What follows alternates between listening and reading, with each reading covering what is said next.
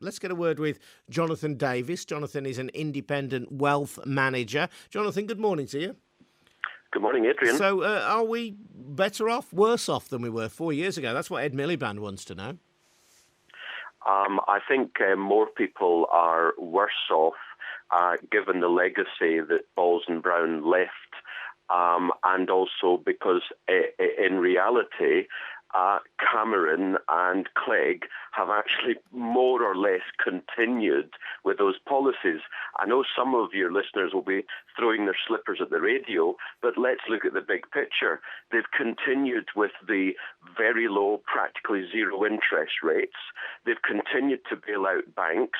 They've continued to allow general wage inflation to fall. In fact, incomes are stagnant or falling, while because our interest rates are so low, they've continued to hammer our currency, sterling, which means that our import costs have soared, which has meant the cost of living has risen.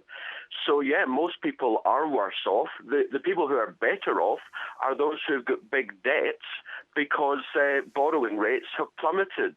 But on the other hand, far more people have got savings or were retiring with pension funds. They have been hammered. So far more people have been hammered than are better off. So some people worse off, some people better off. You talk about those interest rates, Jonathan. Surely that's good for business, isn't it? If we've got low interest, businesses can borrow at much lower rates. Homeowners, those who are paying mortgages, are much better off than they were relatively because they're not having to pay massive interest rates on the mortgages. It's exactly what I said. Those who've got high debts are probably better off or are no worse than before because the cost of their debt has plummeted. The thing is, they've got high debts. They're not paying down their debts because the cost of living has risen significantly. Incomes haven't. So they're in no net better position looking at the big picture because they've still got the high debts because they can't afford to reduce them. But as I say, there are far more people who don't have high debts, who were savers, who previously were, say, getting 5% on cash interest. They're now getting half or 1% when inflation is 3%. And then look at all the hundreds of thousands of people who have retired in the last few years with their pension funds looking to buy an annuity. Annuity rates have plummeted because interest rates are so low. So far more people have been hammered than have benefited. And I want to make one final point. Your lady there is talking about the 1940s and so on, how things were difficult and how they got better and whatever.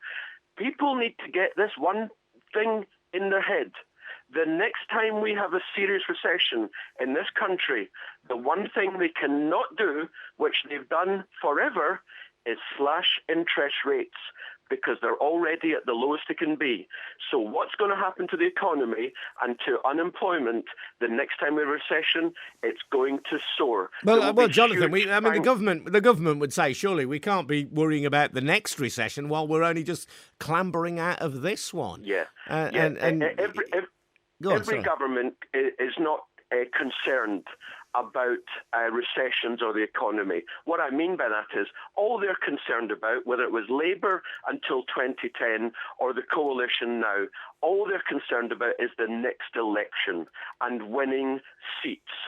So that's why, for example, prior to the 2010 election, Gordon Brown and Ed Balls bailed out the banks, slashed interest rates, and on the face of it, avoided a major collapse.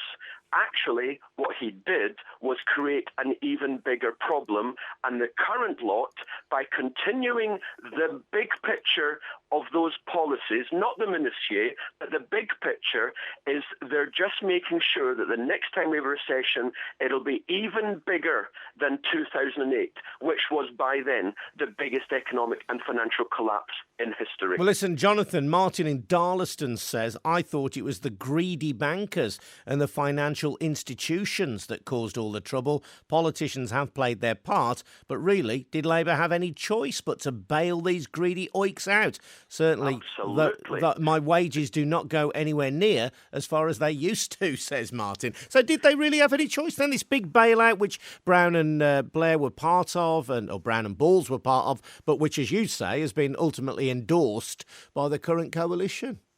Well, all the politicians agree on the big picture.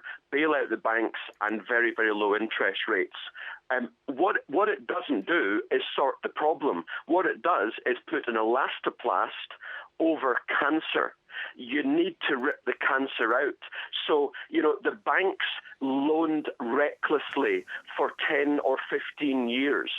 When they went bust, they should have been allowed to go bust. We could have ripped the cancer out of our economy, and then, no doubt, yes, there would have been a year or two of a recession. I'm not suggesting there wouldn't have been, but I'll tell you what, we would now be growing very strongly. Instead, with the lowest interest rates in history, the government is borrowing £120 billion a year, and what are they showing for it?